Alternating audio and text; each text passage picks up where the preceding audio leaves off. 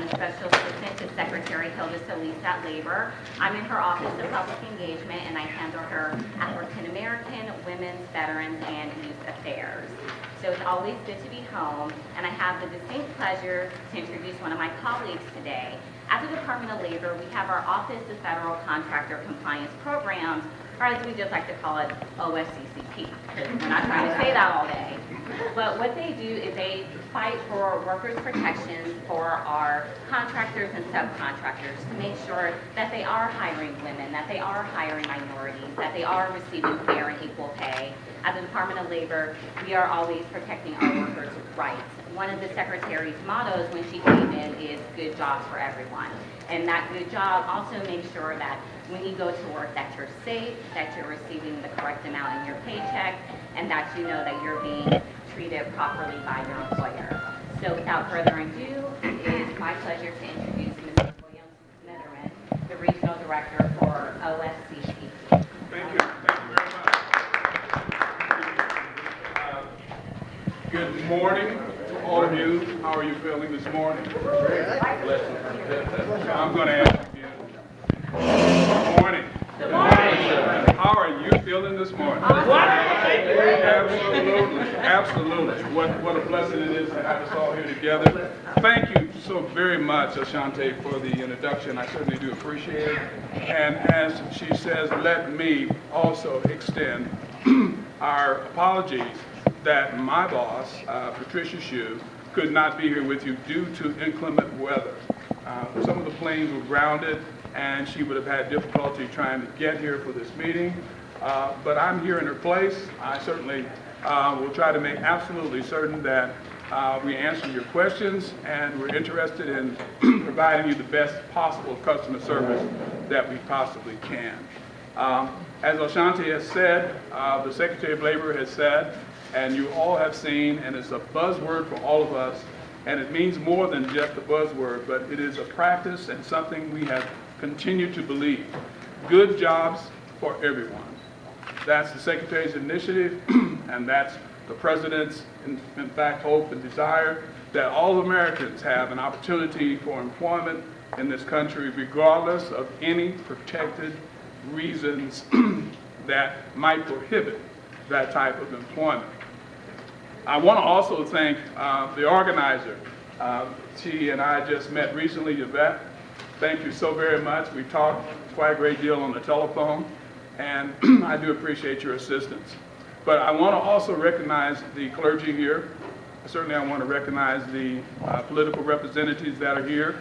And as I have been introduced around, the heir to or near to political individuals who aspire to take the places of those, in fact, that we have in Congress today. Ours is not an easy job, as you well know. There's much to be done. And civil rights, I would like to say, just from one standpoint in my background, has always been near and dear to me, as it is to the Secretary, as it is to Patricia Shue, certainly to the President, and all of us who serve you as government servants. But sometimes the message is lost. Sometimes people just don't get it. Sometimes people think that in this day and age where there is an African American president, the first in our history, that we've reached equality, that business as usual goes back to business as usual. And I know I'm preaching to the choir, but it needs to be said as many times as possible and to as many people as possible. Civil rights still needs assistance.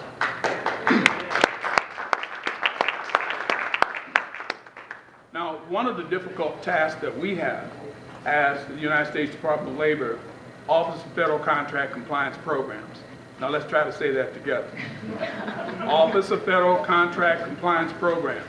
Office of Federal Contract Compliance Programs. Excellent. If I've done nothing, at least you've heard it and said it. We're affectionately called OFCCP, as Ashanti has said. And our task and our responsibility is to enforce the executive order, Executive Order 11246, that was created years ago as a part and offshoot of the civil rights movement. And under that executive order, our office, designed and created, our mission is to make or ensure that federal contractors who have $50,000 in contracts and employ 50 or more employees adhere to those rules and regulations. And that means that they do not discriminate again. You're going to hear me be redundant, but that redundancy is to make absolutely certain that as I speak to individuals such as yourself, that the message continues to be filtered through to you. But they are required not to discriminate in any form of their selection process, the retention of individuals, those individuals who seek or applicants for positions in any manner. And certainly on this most glorious day of ours that we celebrate, let us not forget those individuals who are veterans and who have served in the military.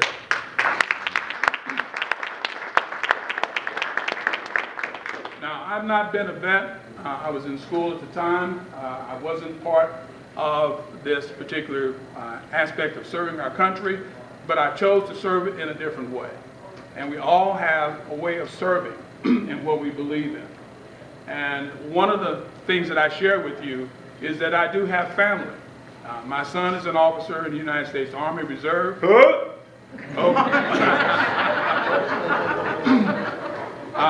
And at this point in time, he's boots on the ground. He is in the hot zone. My two nephews are there with him, but in different locations. So they're hundreds of thousands of miles apart from each other, but they're serving this country. And oftentimes I have been blessed to have them still healthy and safe, as many of you with family, much in the same way. The good thing about the Office of Federal Contract Compliance Programs, OFCCP to you, and OFCCP to you, is that we in fact have our rules and regulations that protect the rights of veterans, that protect the rights of individuals with disabilities. It is the law that no discrimination occur to any of those individuals who belong to or participate in or are family members of those individuals, in fact, who have served the company or perhaps are disabled. It's a lot, isn't it? It's an awful lot. But it's a big job, and we're up to the task. At least I believe we are. Now, I'm the regional director of the Pacific region, which includes you. My jurisdiction includes 8 states, which is, I used to know them forward and backward, so let me say them backward and forward. That's all of the Pacific region, from Alaska all the way to the end of this state, the next state, I should say, California, as far over as Arizona, and as far as Guam, and the Pacific Islands and the Marianas. That is my jurisdiction.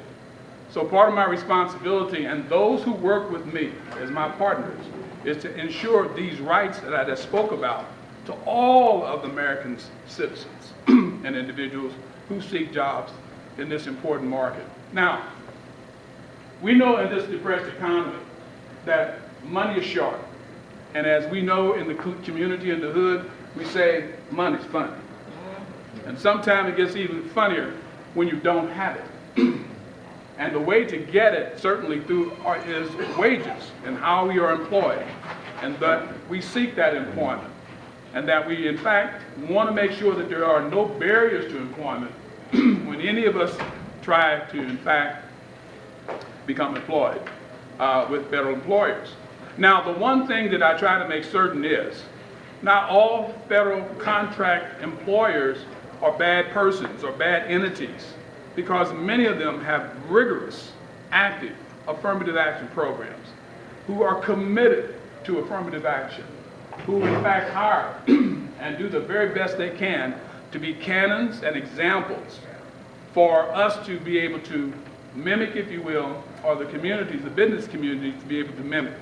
But oftentimes their message is lost as it steps down from tier to tier.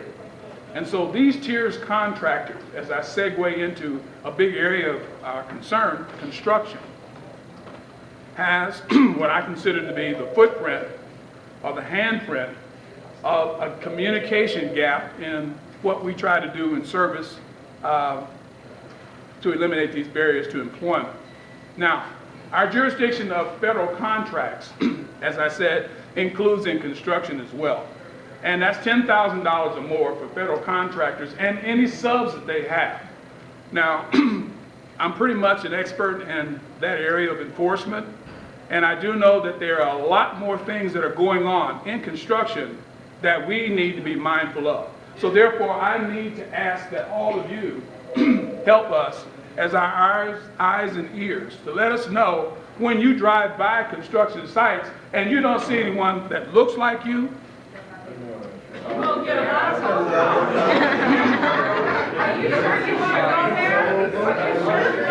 That's why we're here. Yes, I want to go there. That's why we're here. You drive by the 123 Street Bridge, or you look at an overpass, or you see something being built, or a park going up, or a federal building being built, and you just happen to turn the corner in your car, or that form of transportation that takes you from one place to the other. What do they call it on the strip? What's it called? The bus? The deuce. What's it called? We got the express, the A's to deuce. The deuce. The deuce. Yeah, as you ride the deuce. I like that. From one place to another, and you turn that corner and you see, wow, gee, there's nobody that looks like me, or that's my gender, or even my religion or my faith, seemingly working on this job. I wonder why. Well, don't tax yourself. Don't burn out any gray cells. Try to call us and let us know what's going on. Let us know your observation. It could be that that is a federal contractor. It could be, in fact, that we need to perhaps take a look into those circumstances. Now, here's something that I think all of you know, but I'll remind you. We have an office here. Did you know that? Just found out. Just found out. Breaking news. We have an office here in the next to the Allen Bible building at these buildings. There's a new federal building. The Bible building's across the street from that. And we're in the next building at 702 Las Vegas Boulevard. That's where we're located. And I'll give you our telephone number and address and other information in just a moment. But we have a person here on ground by the name of Lennon Badgett. And Lennon is a former Air Force Master Sergeant. And we are fortunate to have him here. But he's my representative here on the ground. So now you got a place to go to. And remember what I said to some of you as we started. I said, what I try to make sure when I talk to people is, Bill said. Say it again for me. Bill said. That's right. What? Bill said. Bill said. Bill said. Bill said. Contact us and any other federal agency that you'd like to, or agency that practices civil rights, when you have a concern about your employment or other things that are going on. Bill said call us. Bill said give us a call. Bill said let us know what's going on in your community. Bill said we'll work with you as best we can. Bill said we're going to enforce the laws that we have on our books and our rules and our regulations. Okay?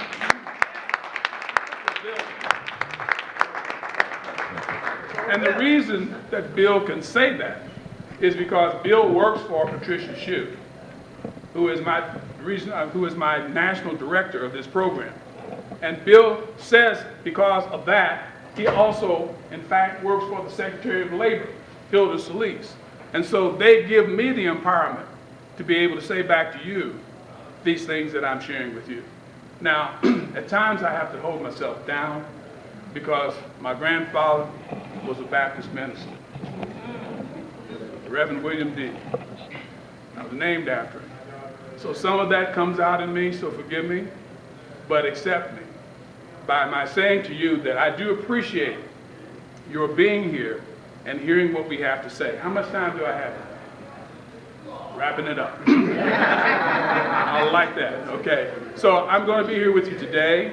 We're going to be here with you tomorrow. I'm going to make myself available to answer the questions that you bring to me as best we possibly can. But understand that the Secretary's initiative and that of our agency is to promote equal employment opportunity, to enforce the rules and regulations, to provide quality service to each of you, and to offer an opportunity to make sure that good jobs are provided for each of us in America. Thank you so very much for having us here.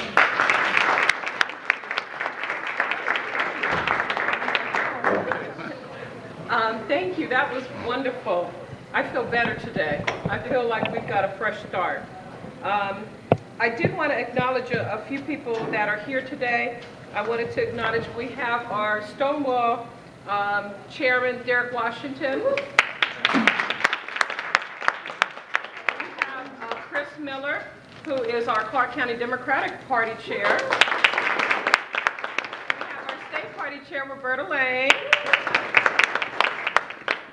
And is Luke still here, or did he leave? I think he just I think he just left. And we also have Luke Hayes is here. He was sitting, those of you who might know him or had opportunity to meet him, he is the Caucus Director for the state of Nevada for Obama for America.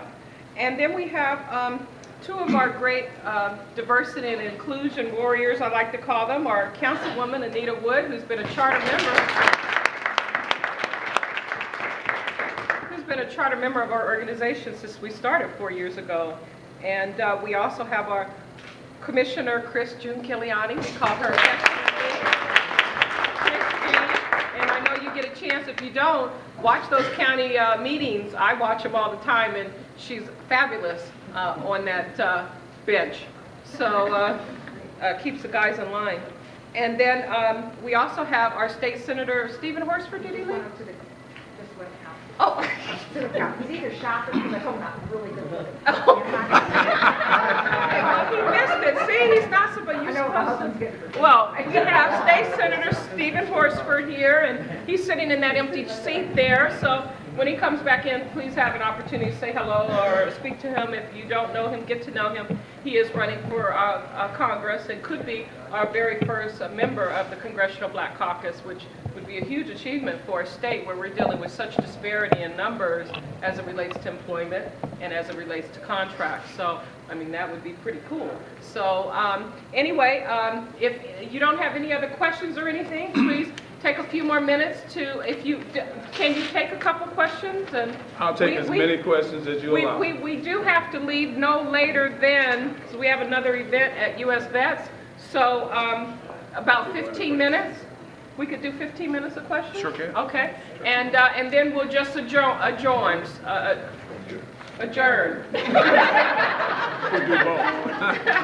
And again, happy Veterans Day to our veterans. So we'll have the director here to answer whatever questions you might have. You have a question? You know what, I don't necessarily have a question, but I want to give special kudos to Catherine Duncan, who is the founder of this Ward 5 chamber, and she has come up with what is called the Nevada Plan for Equal Employment. And I've had the distinct pleasure of working with her because I've been calling on some people who are out of compliance with this whole affirmative action program. And had it not been for her, I wouldn't have had an opportunity to even understand what was going on. To have this man here among us, and it just infuses me to want to do more in that arena. That's great. I love the whole idea. And Katie does great work. In fact, Katie ran for mayor just this last election cycle. Yes. This lady here is the one. And I would like to take a minute to say to Jimmy, thank you for hosting us again. He always hosts us. He's so wonderful. What a great partner in the community. But the other thing we want to say to you, and if you'll all join me, it's his birthday tomorrow, so happy birthday. And thank you for coffee also. And by the way, Chris has a question. Bill was going to I'm give us sorry. the phone number for the Lennon badge. Do you happen to know the number offhand? I'm writing it out as we speak. Okay. Okay, so he'll provide that number. And then you had a question? Or was that your question? Okay. And my question is, what type of penalties are there for non-compliance? For if you have a federal contract and you're out of compliance and you don't give a damn whether you comply or not, what can happen to you? Well, if you don't really care about compliance, then what we do is our agency is unique. And we are the only federal agency, enforcement agency, that can temporarily suspend or cancel a federal contract. Wow, okay, thank you. Do you have a list then of what businesses are getting federal dollars so that we can watch for them to make sure that we... Recovery.gov. Yes. That's not the only one. See, There's sometimes there's mixed fed dollars that come in like on a bus Yeah. contract Yes. and so forth. Yeah, So of they still private have and to federal list money. those. That would be helpful. for Yes, us. it would. Well, let me answer that question for you. For years, people have been asking us for list of contractors, and we have to stand fast and say, no, we can't provide that. However, in this day and age, it's pretty easy to find out who's a federal contractor. Just within this village, this shopping center, there are several federal contractors here. So they go from large to small, across the board, in that way. But we can verify, but we can't give out a list. And we have Pastor McDonald. McDonald has a question. Probably the same line as the commissioner, to identify, you say as we ride by to it, we have to be able to identify a federal project. What are some of the, other than knowing the contractors, there always need to be a sign on to post it on the fence or the recognition that this is a federal project or something? No, sir. Let me amend that. Yeah. To make sure it's clear. When you drive by, I'm saying people who look like yourselves in the room. That means that you don't have to identify it as a federal contract, a compliance person or a contractor. That's our job. What you have to do is just make the notice of the difference and then let us know. Normally, to answer your question further, as many of you in construction or other jobs know, that we require postings on bulletin boards in conspicuous places that identify the type of work that's being done. So if you see that, that helps us to know, yes, you saw it on the bulletin board, and yes, they're receiving dollars from the federal highway or wherever the money will have come from. And that's simply would help and assist us.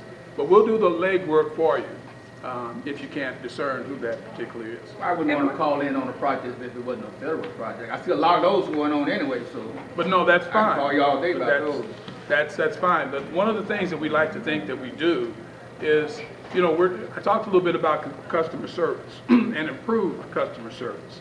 And one of the ways in which we can do that is to call upon you, the citizenry and the leaders, to be able to have direct dialogue with us. And I didn't have the time to go into it with you, but we have, and on the West Coast, it's a part of our national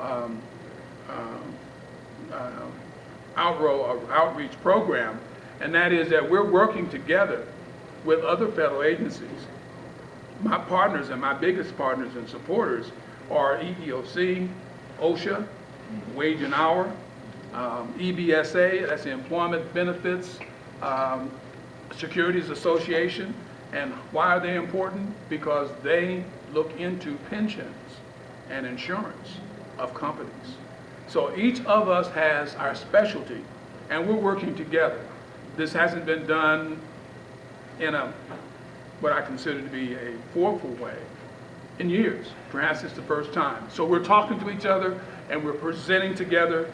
We're putting on forums. We're working with the independent industry liaison groups, that you have one here, and Flossie Christensen, who's the vice president of the Bank of Nevada, is the chairperson, along with Cheryl Brady McCoy, who works at the, I believe, Southwest Gas. They are the two contacts that you have here on the ground. So we're trying to get you involved in that way too, to get the message out. So you can see I'm a wealth of information. You can tap me and I can give you as much as I possibly can. But let me get to that phone number. We also are going to be doing some follow-up. We've been talking about the needs of the community. So if there's a forum but you want specific discussion on or topic, let us know and we will make sure that happens. Good. So, you know, whatever we need to fix this problem. And I'm going to be bending his ear a little later with some specific data and statistics, and so he can get a better feel of exactly what life is like for us. Anita has a question, and then I saw a hand back here, And then Ashanti, you Oh, I had just a really comment? wanted to say too, if you go to dol.gov and sign up for our newsletter, that way you can keep track of all of the work that OFCCP is doing, but also like Wage and Hour and EPSA to fight for workers, and it also lets you know everything that the secretary is doing too in the community. So it's a really great way to keep updated on everything that we have going on at the Department of Labor. And Anita, you had a question? Absolutely. May I just give this number before Oh, people may absolutely. be leaving? The number for Mr. Badgett, that's a Louisiana name, I tease me about that, is 702-358-6897. Anita, did you have a question? I do. It seems to me what I'm hearing, and I'm talking about pastor's comments too, is everybody's kind of concerned that they're going to report this and then it turns out federal dollars are not involved. If they report it to you and you find out maybe that there's not federal dollars, but this is a state project or this is a county project where it is receiving maybe state funding or other kinds of funds, do you kind of say, okay, this may not be our purview, but we're going to pass it on to the state because we do see, as we've looked into this, that there's state funding involved? You know what I'm saying? Or to the county if it's county funds? Yes, ma'am, we do, and I forgot to not include them, but I am including them now as a partner as well. We do work with state highways, we do work with the other county departments, and so yes, absolutely. So even if someone turns them into you, even if they may not have federal funding, it'll still go through the process with the other entities? Absolutely, absolutely. It might seem to be, ladies and gentlemen, it might seem to be redundant. It might seem to be unimportant, but it is, extremely. And so that's what we're here for. We're here to assist you in your concerns. We'll figure out who has jurisdiction. You just let us know what your concerns are, okay? That's what we're here for. We have Janet, and then we have one last question in the back. Oh, I'm sorry, we didn't get your question. I'm sorry, in the queue, 1, 2, and 3, and that will be our final question, and then we'll have to wrap up. You mentioned about Beauty Smart. The jobs rally starts at 9 a.m. along MLK, but the actual podium program is at Edmonds Town Square. You know where that is on Owens. And we'll be we reconvene there at 10 o'clock. So we do the demonstration at 9, done with that about 9:40, gives us about 20 minutes to move over to the Edmonds, and then we'll have our program there. And that will be at 10 o'clock tomorrow. And then, Janet, you had a question in our last I question. had a question for him. Now, do you guys monitor the bidding process too on a local level? Indeed, I thought you never asked. Absolutely we do, and that's where the construction part comes in. There's so much information I want to share with you. Very quickly, if I may, I'll take just a small amount of time, 30 seconds. Oh, I was going to give you a minute. Okay. Oh, well, thank you, I'll take that minute. Within that minute, I talked to you about construction contracts. One of the things that we absolutely positively do, we have 16 affirmative action steps that a contractor must adhere to, not should, must adhere to. And part of those steps include, and one of the ones I think extremely is most important, especially for those of you who are legislators that are here, or soon to be, and that is the provision of ours that says they are required to solicit from you minority and women-owned businesses. That is extremely important. When we look at that particular facility or location with the contractor, we ask, where is your list? Where's your invitations? Where will your bidding be? And we try to attend as many as we possibly can when we look at those. And then we will call to find out whether or not this is true. Did they call Bill Smitherman's tool and die shop? Did I have an opportunity to bid? Perhaps maybe I wasn't successful, but that is a requirement in our rules and regulations. So yes, we do. In order to create a small business apparatus, how can we move people toward the federal bidding process? Is there a process? Is there a list that, you know, I'm a contractor, I want to bid on some federal projects and stuff? Mm-hmm. Because sometimes when we see it in the paper, you know, just sometimes it's limited opportunities and stuff. Well, in the bid process, that's posted. A couple of things that we don't do in that part. Let me ask it like this. Is there Yes. anything in the Job Act that would create incentives for the contractor to move to federal projects? You wanna speak to that? Yeah, so I can speak on the Jobs Act. For the Jobs Act, there are incentives, for small businesses, Yeah. but also for a lot of money that will be going to states. We will be looking at federal contractors, so we will, Pull that- in Exactly. small business minority. Exactly. Create that cash flow, the money. Exactly. So we will be taking bids from small businesses because it's very important to the president that this is not the same old when the person who has, the most employees and the most trucks and they're able to do all the paperwork, they get the contract. That's Right. something that the president is very cognizant of, and that, for the Jobs Act, we'll be looking for those small businesses. But then also at the Department of Labor, we also have our Office of Small and Disadvantaged Businesses. So that's an office that you can contract to about looking at getting contracts specifically with the Department of Labor. Can I ask a question? If we were to invite you all to come to a forum, to a meeting, to a partnership that we can conduct at some place that is very neutral to us, whether it's on the campus of UNLV or wherever it may well be, would you come? Yes. And if we asked you to come, would you certainly bring others that are not here today with you?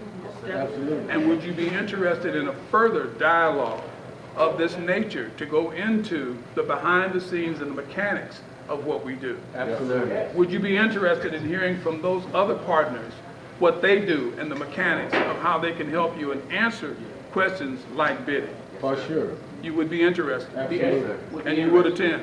Absolutely. Can I count on that? For sure. He sounds like a bishop of a Baptist preaching now. It's coming out. Well, I want to say that Bill says back to in this case, Ashante, Bill says that the community that we've met with is interested in such a meeting. As long We as you will don't, set that meeting up. as long as you don't pass the bucket. Okay, well, we're gonna have to conclude our meeting. Just ask us afterwards. We're gonna conclude because we have another event. This is very important to what you just said. I want to take a minute to say. That statement you just asked us to do, and we also asked of you, because since I was a young person, all the way until now, you have individuals coming, not saying that you, this is a whole bureaucratic process. Ask us to do those certain things, but it's a big platform just to push other programs. We want action. We want action to lead to those particular things that's done. Not know, well, we're gonna work on this here, we're gonna work on that. And we do understand that it's a lot of stuff we have to go through, a lot of stuff you don't understand. But that's the whole key thing, is action, because people fizzle out. Whereas that they get tired, they get frustrated with just all the programs. Thank you for your comments, and thank you all for coming today. We appreciate you. And, I'm sure. No, I can definitely. I've got to address cut that. this off. Now, Ashante's the last remarks, and then we're going to have to end. So, definitely, I'm in the Secretary's Office of Public Engagement, and she is the first ever Secretary of Labor to have this office. So one of the reasons why I'm here is because it's not only important for us to engage, the community, but I take this information back and it's implemented into the programs and policies that we have at the Department of Labor. So we're not just saying that we want to put these meetings together and nothing is going to happen. The Secretary is always serious about making sure that everything that we do at the department has a positive impact on the community. So I can say, as one of her representatives, that when we do have the meeting, it won't just be a whole bunch of talk, but you will see your ideas, suggestions, everything incorporated into the work that we do at the Department of Labor.